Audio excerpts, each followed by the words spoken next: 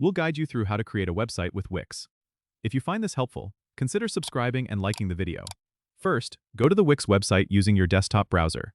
You'll see a button that says Get Started on the homepage.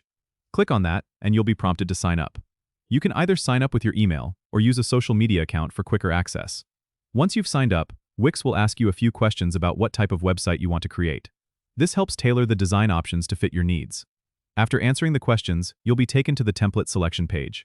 Here, you can browse through hundreds of professionally designed templates. Take your time exploring the categories to find one that matches your vision. Once you pick a template, click Edit to start customizing. You'll be in the Wix editor now, where you can change text, images, colors, and more. Simply click on any element you want to edit. Don't worry about making mistakes, as Wix offers an undo button to revert any changes. To add new elements, such as text boxes or images, use the toolbar on the left. Drag and drop these elements onto your site and customize them as needed. When you're happy with your design, click the preview button at the top right to see how your site looks on both desktop and mobile views. If everything looks good, hit Publish to make your site live. Wix will guide you through connecting a domain if you want a custom web address. And that's it. You're now the proud owner of a Wix website.